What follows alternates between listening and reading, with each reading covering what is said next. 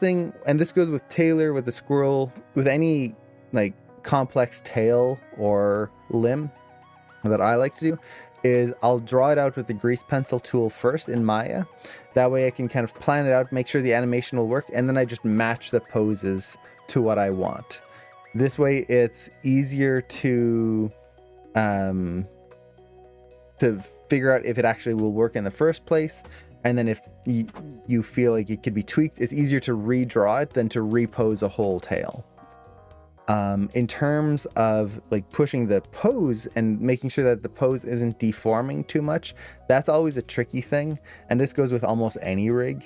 There will be times where we want to really exaggerate a pose, and that means squashing it and like just compressing it all.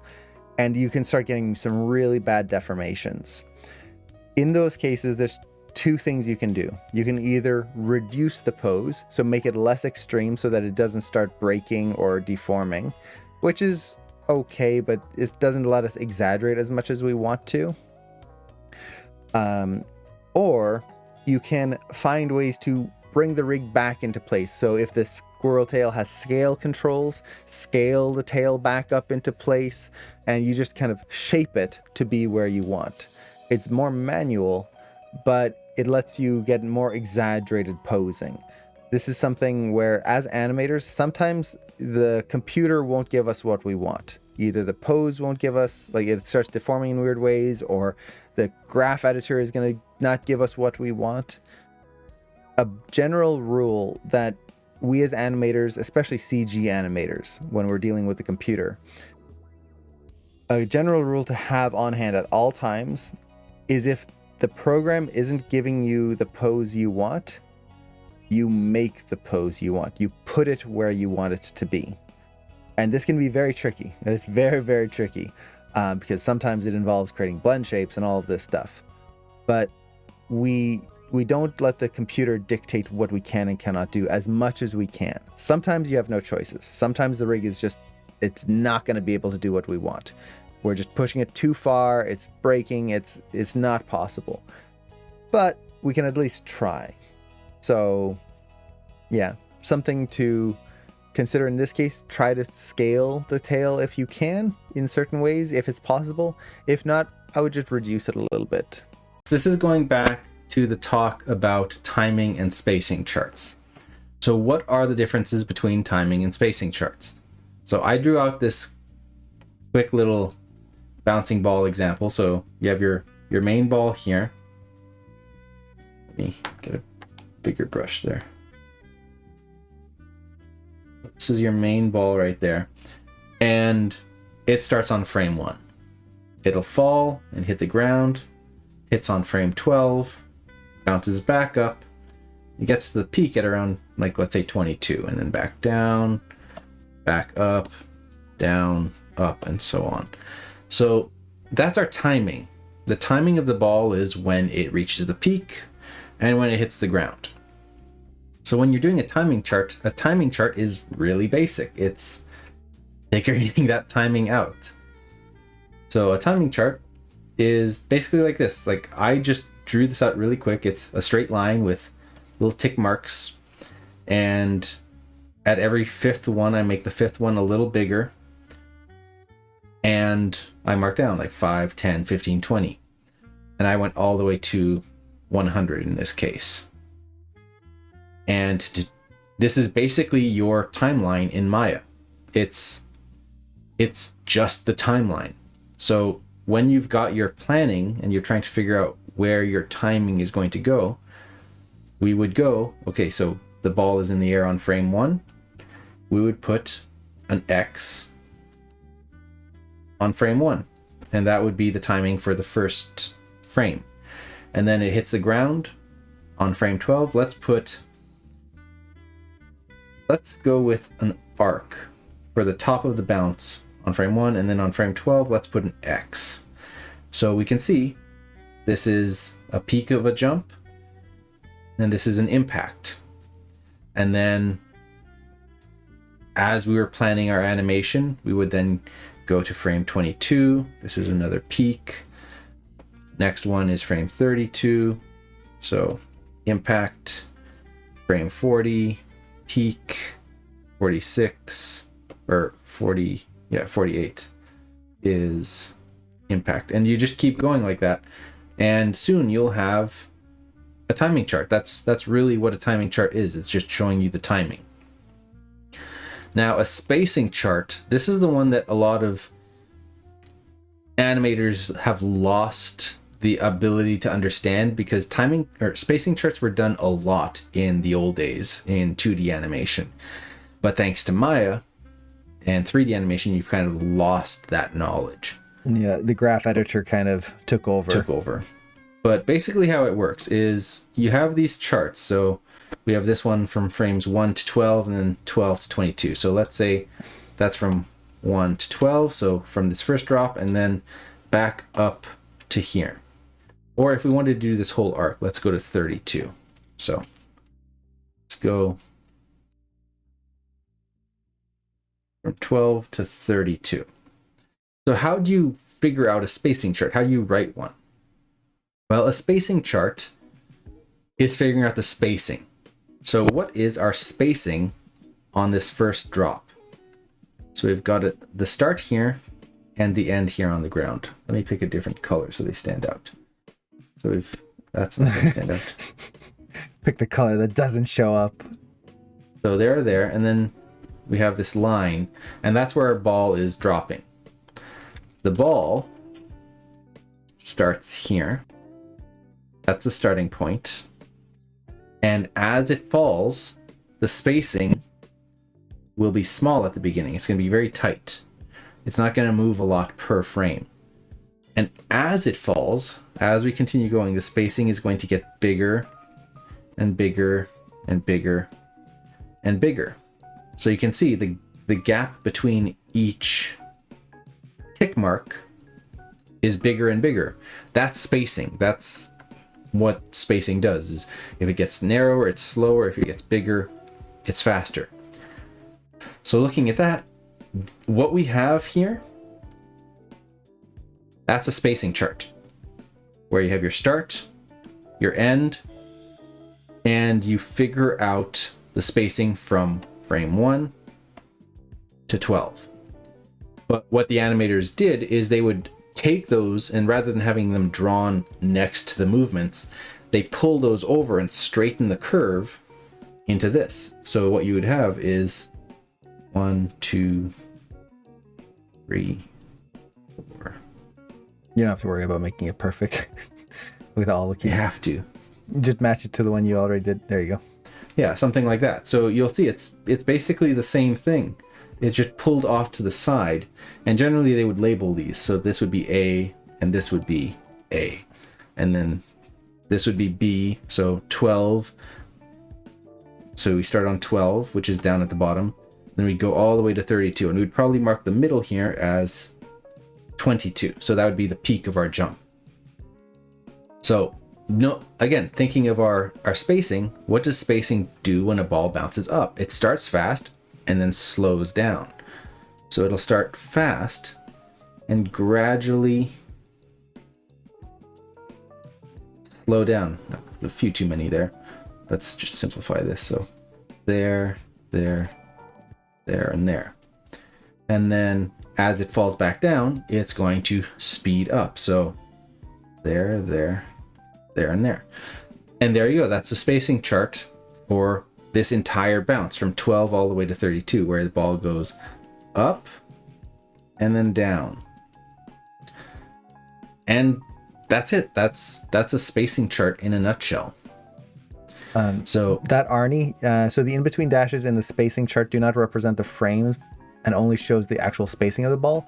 It can represent the frames. It just depends on how much detail you want to put into it. Mm-hmm. So if Cameron was to zoom in there, like he could write a number beside every single dash. So yeah, I could put 12 and then 13, 14, 15. But if, let's say you've got like 50 frames, you don't want to have to go in and make put a tick mark dashes. for every one. It can just represent an overall feel. Like, for example, the forward motion of my bouncing ball. The forward motion of my bouncing ball. Let's call this one Z. And we'll do a horizontal spacing chart for that. So there, there, and it starts on frame 1 and ends at frame 100. That's how long my bouncing ball will take. I'm not going to go in and draw 100 tick marks. That would just be way too much time, and I'd rather spend it animating. So instead, I'll just keep it simple. I'll do one in the middle, and then maybe, like with the balls start at their fastest at the beginning and then gradually slow down and come to a stop. So it'll start fast and then gradually slow down to a stop. So I could do something like that. Maybe one more. And to show the intensity of how much the spacing changes, you could see I could have a big fast motion, so it goes halfway through and then comes to a stop. I could do the same line, so 1 to 100. I could put like way over here, let's say, and then it slows down from there. And you can see the difference is this one looks like it goes super fast. It travels almost 3/4 of the way in like one quick span and then slows down. Whereas this one on top is more gradual. And then let's say we have another one. Basically, it helps to show the feeling that you want to achieve without having to go through all of the detail in every single frame. Because I don't have to put all 100 tick marks. But you can see this one feels like it's a little more gradual. We get a feeling like it's a bit more ease at the beginning and not so fast. But I don't have to draw all 100 tick marks. But I could if I wanted to. And then you could also, like Cameron was saying, you could make it exactly how you want. So for example, from 22 to 32, if Cameron was to make a timing chart, a spacing chart right next to it, and let's say next to this one, yeah, so like if you just go all along the bottom there, like that arc, and let's say instead of 10 frames the way it is now, let's say it's only the balls that we can see. So we got the one at the top, 1 2 3 4 5 6 different frames. So he could draw it out exactly, and there you go. Now it matches exactly what his animation would be. So he can use that to plan out exactly where every single frame would go. It's up to you. Yeah, there's no one way to do it, but the basics of a spacing chart is it shows you the spacing of an action. Yeah. So a hand motion moving up, it's the spacing of your finger. Is it starting slow and then speeding up and slowing down? Is it starting quick and then overshooting? What is the spacing chart? So does that make sense? Does that explain spacing charts? And then there's another question. So the timing and spacing chart doesn't have to be exact, but more of a representation of what you want to do. It depends. It can be both. Yeah, it can be both. Sometimes you will use it as a representation just to get an idea. Other times you will use it as a way of tracking your arcs in order to get your spacing exactly where you want. And you can use the grease pencil tool in Maya to do that. Well, a big thing, the reason why you would want it exact, let's say you've got, apologize for the ugly hand here. Let's say you've got a hand pointing up. And then you've got a hand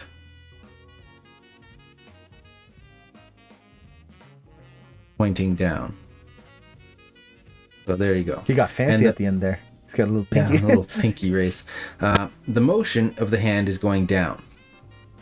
The guy is pointing up and he goes down. So let's say this is frame 1 and this is frame 13. Now, as an animator back in the old days, you would have the lead animators like the Milt Kahl and the Frank Thomas and Ollie Johnston, all these lead animators who would do the main blocking of their animation. They would do the main poses.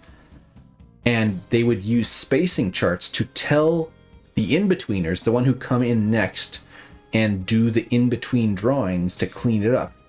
They use the spacing charts to tell them exactly where to draw it. So they will go here, here, and then I want one here, here, here, and here.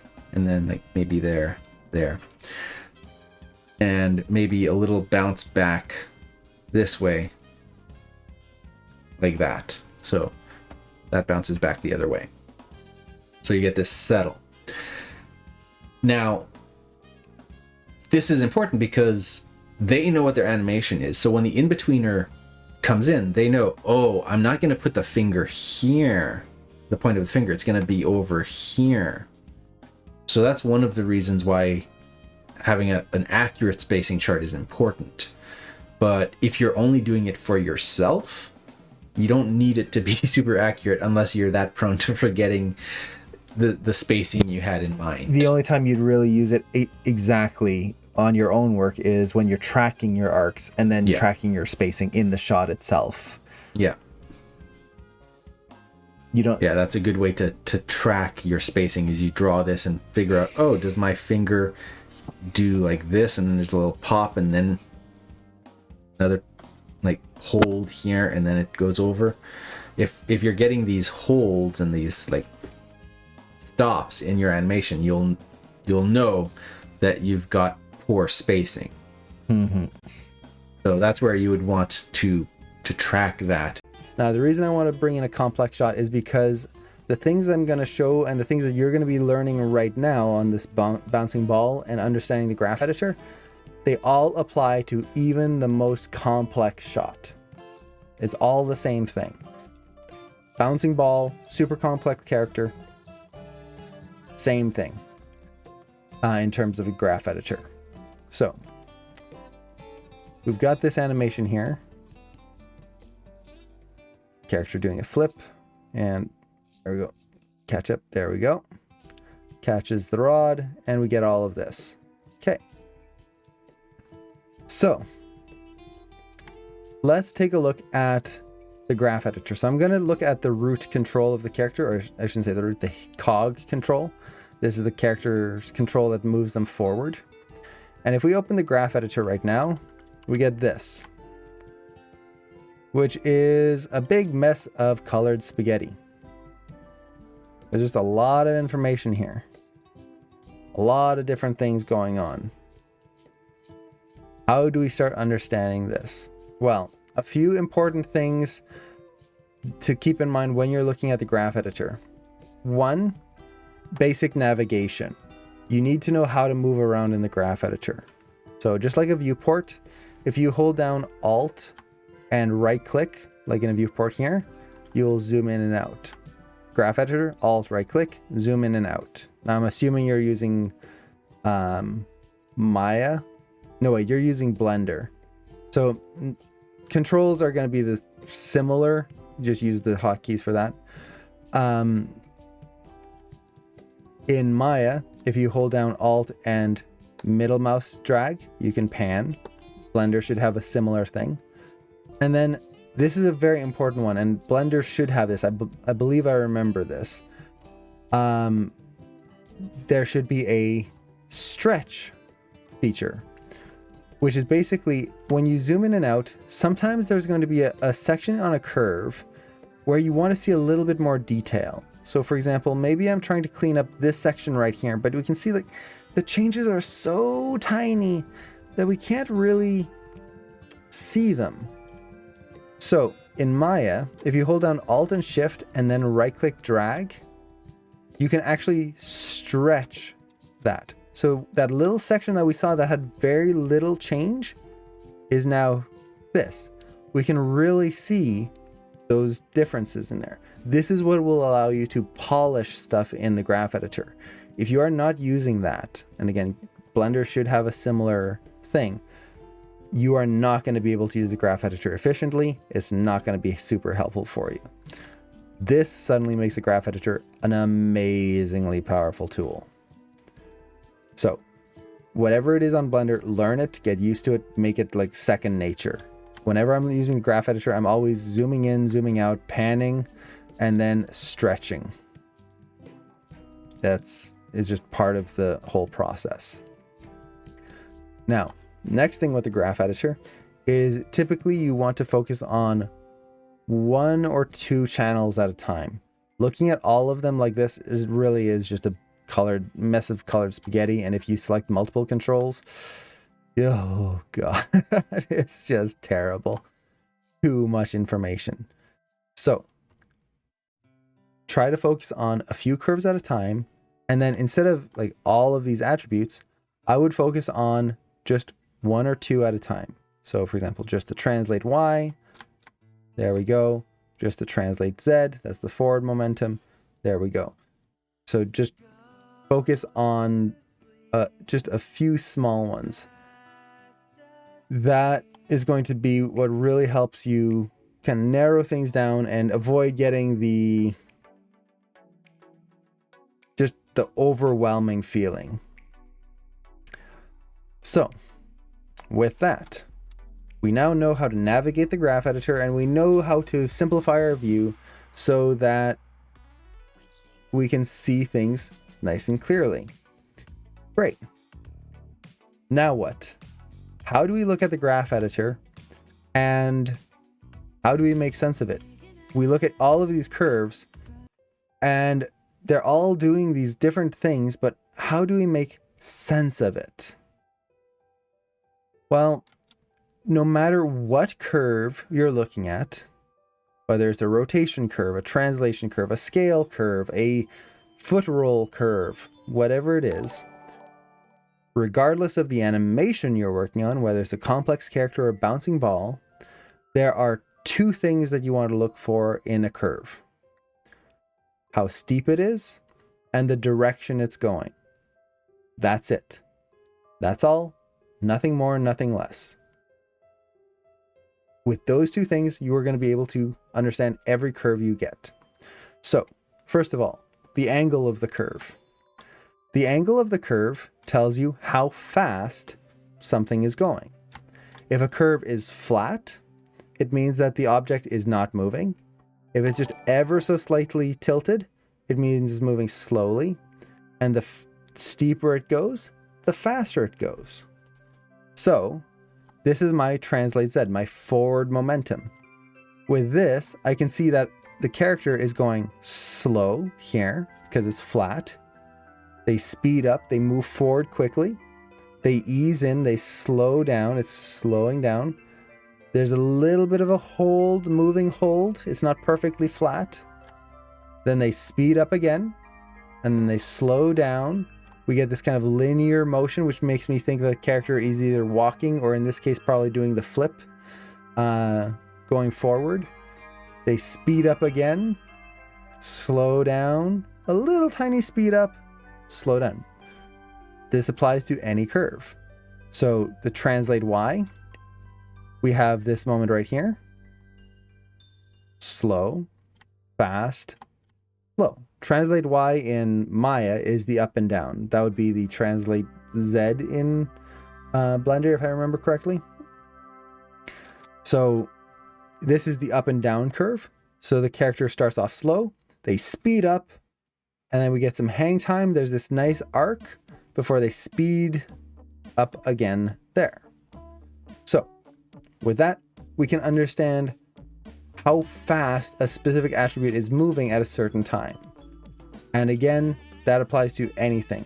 So rotations, they are rotating slow, faster, a little slower, etc.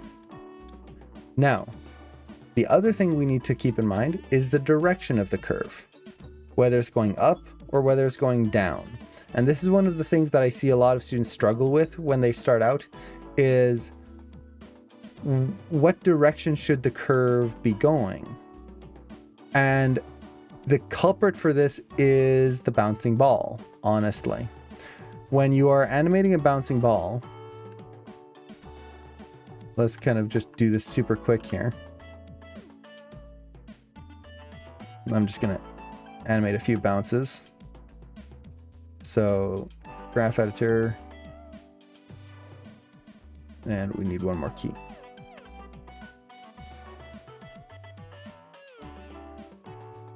I'm now worrying about timing here.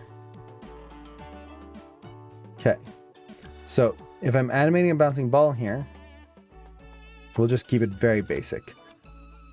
we can see that as the curve goes down, the ball goes down.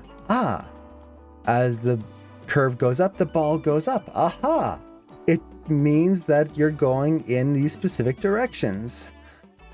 Yay, I understand the graph editor.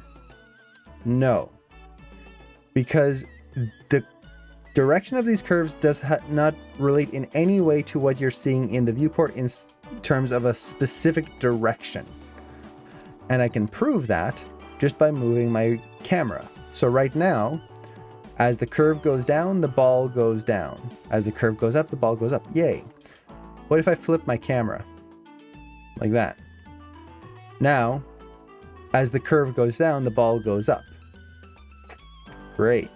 As the curve goes down, curve goes up, the ball comes down. That's not quite right. Okay. What if we go even a step further? I'm going to rotate my camera 90 degrees to the side. So now we're kind of stuck on the side here. Now, as the curve goes down, the ball is going left. And then as the curve goes up, the ball is going right. So already, like, that makes no more sense anymore. The curve direction does not relate to what you're seeing on screen, because your camera can be in any position at any time. If you've got a camera rotating around your character, left is going to become right. Is going to be very annoying to keep track of. So how do we read it? Well, basically, when you see a change of direction, so the curve is going down and then it starts going up, that just means that there's a change of direction. That's it. The exact direction, whether it's up, down, left, right, doesn't really matter. So translate Y, we know that the translation is going in one direction and then it reverses into another. And when I'm animating, if I need to know specifically, oh wait, is this going up or down? I'll just scrub my animation. It's going down. Okay, here it's going up. There you go. Now I can look at my curve and go, okay, slow, curve is flat, it speeds up, slows down, changes direction. So if this was going down, now it's going up, it's reversing. Slow, fast, slow, change of direction, slow, fast, slow, etc. With those two things, you can understand any curve. So, for example, let's go back to our complex shot and look at the translate Y, the up and down. Well, we can see here that the character has a little bit of a... Let's actually start here at the beginning of the shot. Right there. So, the character is going in a specific direction. Again, I try not to assume which direction it is. So if I scrub through, okay, the character is going up slightly. So that's going up. So character goes up, slow, comes to a peak there. We get a little bit of a hang time. They come down faster, much faster right there before it slows down and eases in. Changes direction. So now they're going to be going back up, ease out, fast, and then slow at the top. There you go. I understand what's happening with this curve and I can visualize my up and down, what's happening. If I see something like this and I know that my character should be jumping right here, how does that make sense? The character's jumping, they're throwing themselves up into the air. And if my character is going up, fast, slow, and then fast again, something's pushing this character midair for some reason. If they're not bouncing on anything, that shouldn't happen. It'd be nice and smooth. So I can use this to start thinking through my shot and trying to figure out whether a part of the curve should be happening or not. Should it be smooth and linear in this moment? Should it ease in or out? Should it reverse in a certain case? But really, it all comes down to those two things. So look at the steepness of your curve. That'll tell you the speed. And then look for the changes of direction. That'll tell you when a change of direction happens. And that's it. Nothing more. Really, you don't need anything more to understand the graph editor. And honestly, when I'm looking at the graph editor, That's all I look at. So yeah, that's understanding the graph editor. Now, how do we apply that now to, let's say, a bouncing ball? Well, we have to think of what we want. So we'll just stick with the translate Y for now, or the up and down. So a ball falls from the peak, and then it falls to the ground. Gravity is pulling it down, speeding it down towards the ground. What's going to happen up until it hits the ground, until it's contact? It's going to start off slow, then it'll speed up and speed up and speed up until it hits the ground. Will it slow down before it hits the ground? Well, it doesn't have a parachute, doesn't have rockets strapped on its back, so no, it's going to keep speeding up.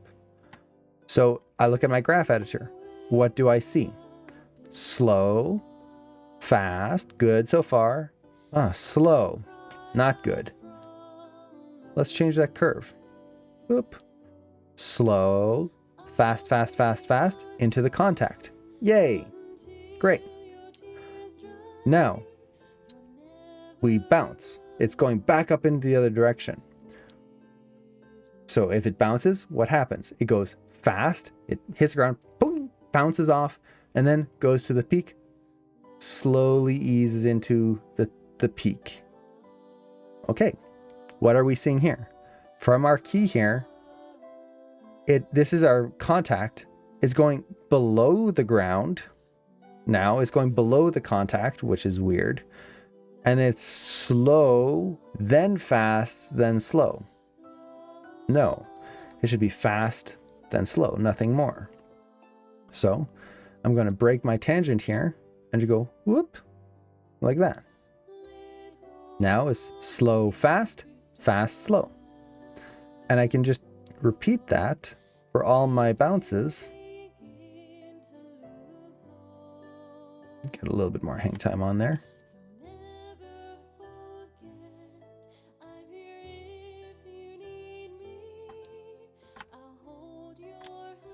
There we go. Now, if we look at this, bounce, bounce, bounce. And let's actually, I'm just going to cut my animation here and then cycle it.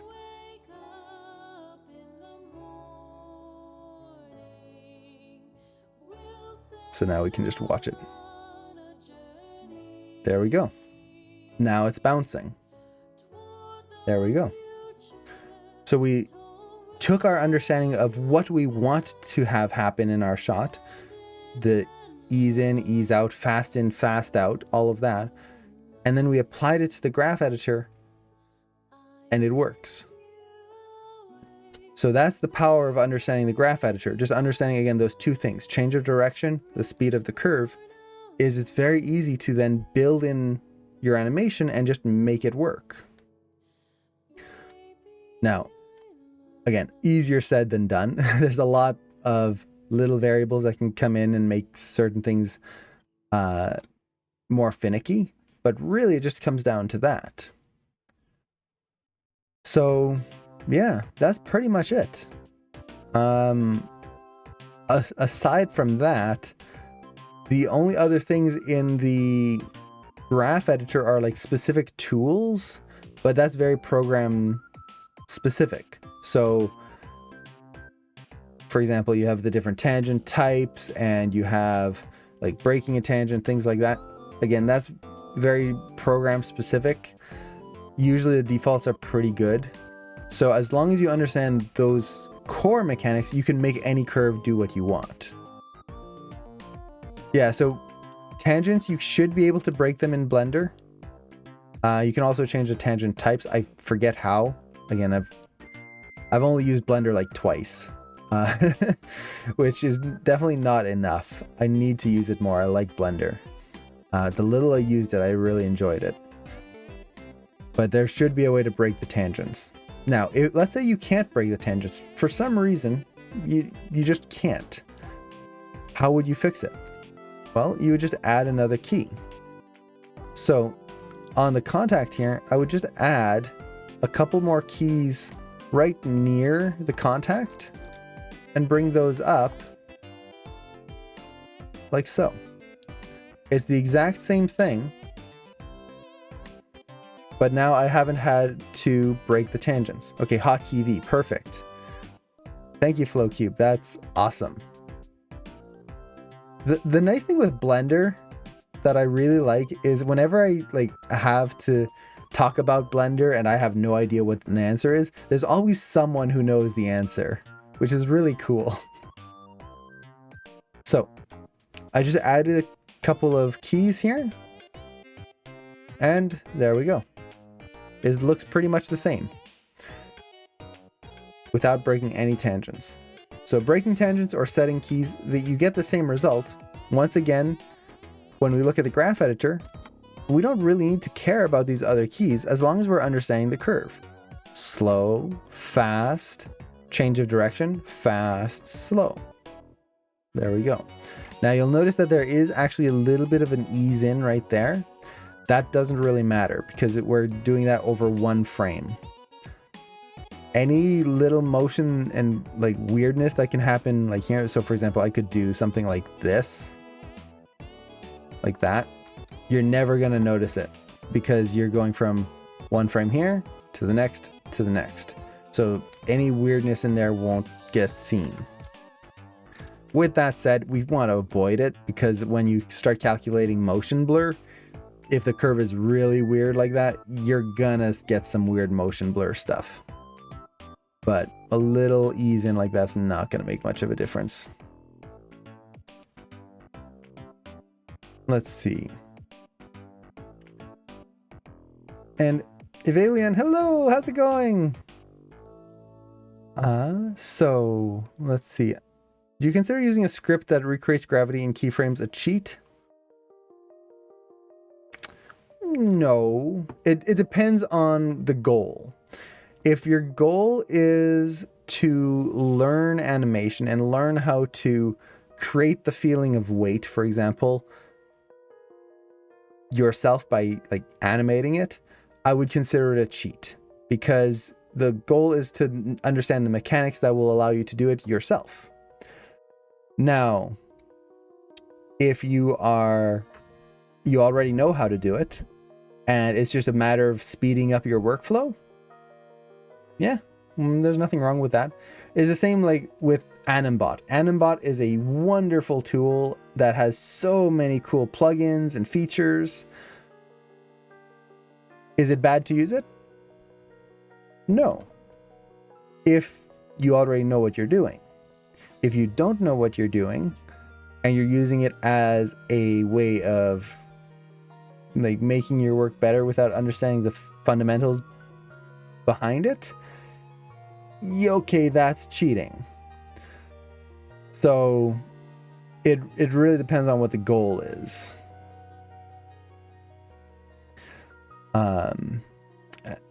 Hopefully that makes sense. But yeah, if it's just to speed up workflow, not a problem at all.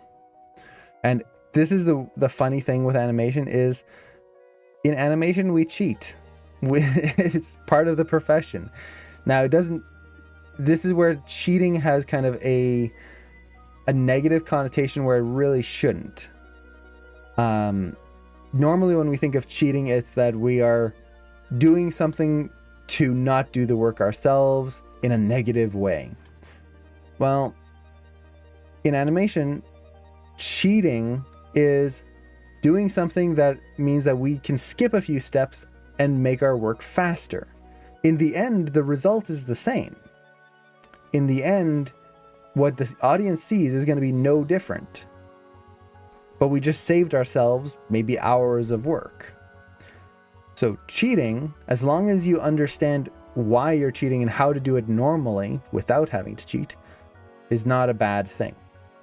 So it's just a way of speeding up your workflow. Or the other terminology for cheating in animation is to make something more without letting the audience know. So for example, you'll see this often when a character has to reach towards the screen. You'll see this in Japanese cartoons a lot, where they do the super dramatic punch and the speed lines are going through. if you were to try and pose that out in real life, the arm would be like super long, everything would be distorted and really weird looking. Is that a bad thing? No, because it creates an effect that the audience will appreciate and get to see, and it doesn't look broken. If you turn the camera, yes, the character's arm is 3 times as long as it should be, but that's fine. As long as the audience never sees it. That's the big thing. So hopefully that answers your question there. Let's see, I posted in the server how much keyframes I have for it. Is that too much because of the power of the graph editor? Let me see. So normally with a bouncing ball, the way I typically animate a bouncing ball is I will have a key at the peak, a key at the base, and then that's it. So peak, contact, peak, contact, peak, contact. Let me actually find the image here that you posted. And Discord is not open. There we go. Yeah, so I will have that. And then on the forward translation, if you have the ball rolling, I will only have usually 3 keys. 1 at the beginning, 1 at the end, and 1 somewhere in the middle to give me a little bit extra control over the sphere. Now, do you have to animate the ball that way? No. Let's see here. So open original and let's share the screen. So this is your bouncing ball. And let's see. It's kind of hard to see. It feels, I'm not sure how long each bounce is. So for example, if this was right here, or like the peak, contact, okay, you'd have enough. This does feel like it's too much though. This looks like you're keying almost every single frame. Let's see, 25, 6, 7, 8. Yeah, that feels like too much. I'm not sure which attributes are which. But especially if you have it rolling, you should only have keys on, again, beginning, end, somewhere in the middle, and then the up and down. Ideally, there's a few ways of doing it. What I like to do is, so let's say you have a bounce here. I don't know why my pressure sensitivity isn't working. So we'll go like that. And then there's the other bounce. So you'll have a key here, key here, key here. That's usually what I like to do. It's very simple, and it gives me enough control that I can get all the bounces just by scaling the tangents and breaking the tangents. Okay. The other way you can do it, like I was showing earlier, is that you can add a key down here to control the speed of the ball without breaking tangents. Honestly, if you can break tangents, I would recommend doing that. It's just better than trying to add a key here. It's less messy. And then the other way is you break the tangent down here, and then you can add another key up here, like so, to control the peak. So it really depends on your personal style. I know some people who do this, where they just put a lot of keys. You don't need that. Again, my favorite way is just this. Keeps it nice and light, and then I can just move the tangents, get it nice and clean, and makes it nice and round. The more keys you have, the less easy it is to control the nice clear shape of a curve. Now, with that said, there is a benefit of using keys. And when I'm doing character animation, so a much more complex character, I will tend to favor more keys versus a just tangent-based animation. And the big reason here is let's do one bounce here where it's only tangents. So we're gonna take this, make this nice, beautiful bounce there. Okay. Now this other bounce here,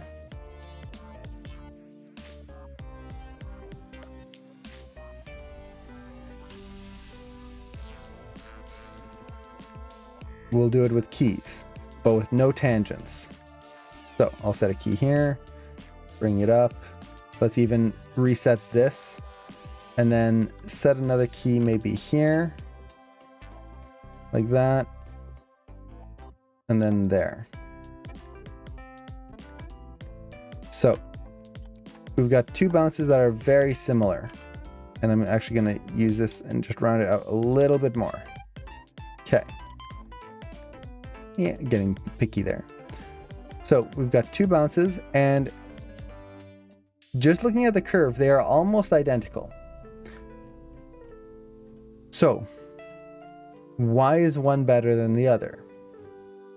Honestly, neither is really better than the other. They have pros and cons. With this one, the one with 3 keys, if I need to make a change, it's very easy. I need to add a little bit more hang time. Whoop, done. I need the spheres or the ball to not hit quite as hard into the ground. Just bring that tangent down, make the curve a little flatter, which slows it down. Done. Very easy. This one, if I have to add more hang time, okay, I've got to move this key, then I've got to move that key. Oh wait, now this curve is a little messy. Got to move that one and that one. Okay, maybe that one's a little too high. Let's bring those down. Okay, make sure it's all clean. Great.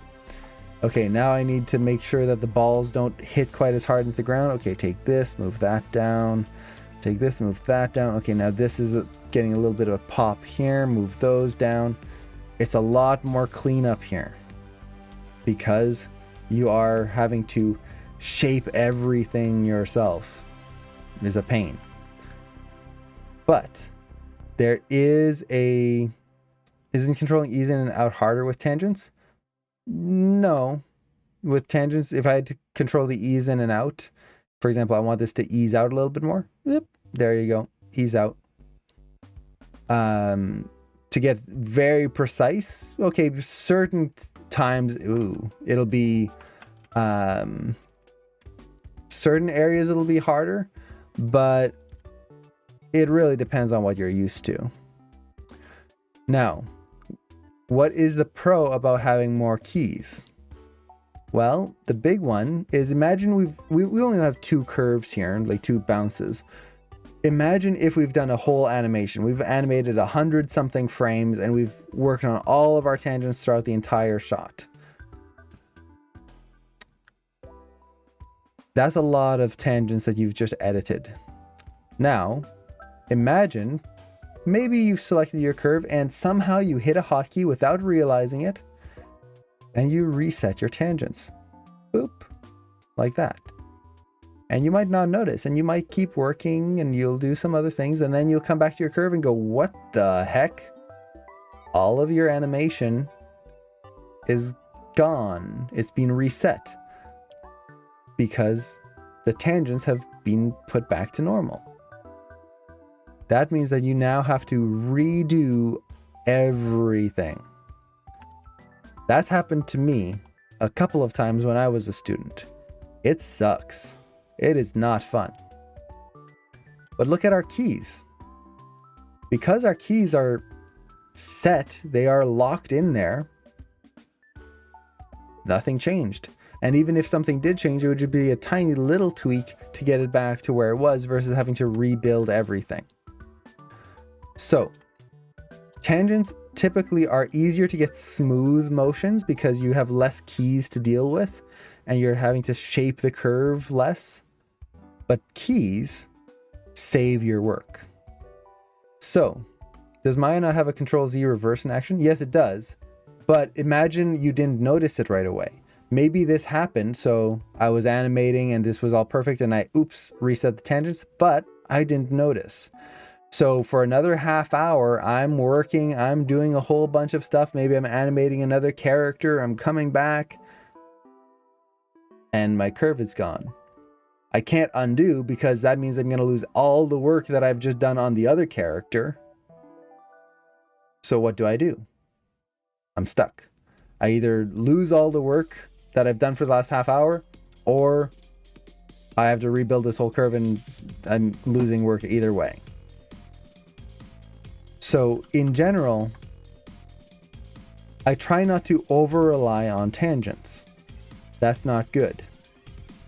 So I actually use a workflow that mixes the two together. When I'm trying to create nice smooth curves, I will use the tangents because that makes nice clean curves. Honestly, it's just, look at that, nice, doop, perfect curve. I don't get any little wiggles or wobbles or weirdness in there. So I can do that, get it just right.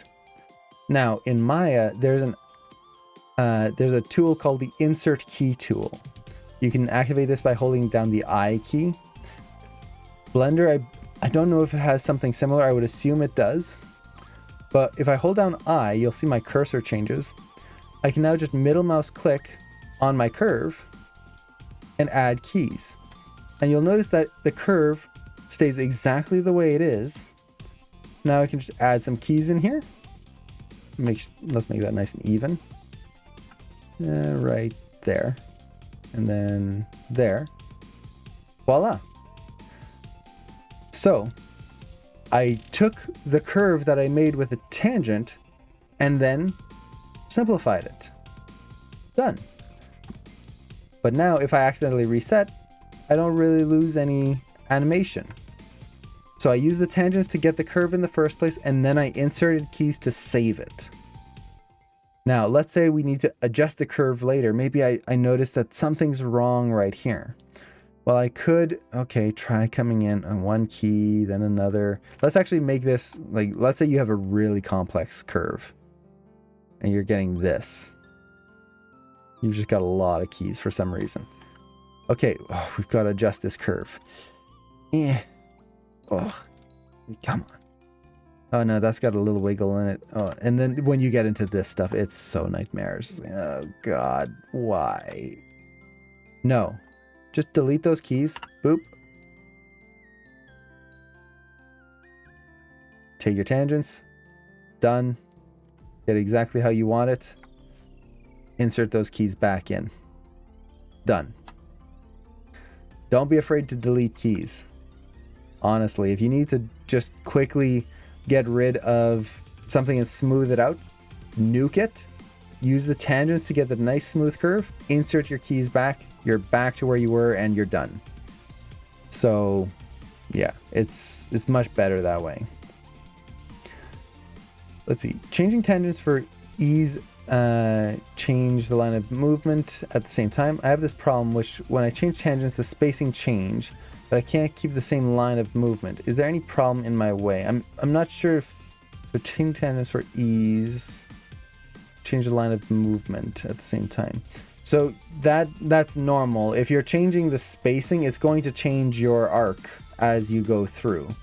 So in order to keep the arc the same, you have to adjust the translation or the rotation of the object as well. So it's not just a matter of the ease in and out, but the actual positioning. So yeah, it's going to affect it regardless. So it's kind of a balance.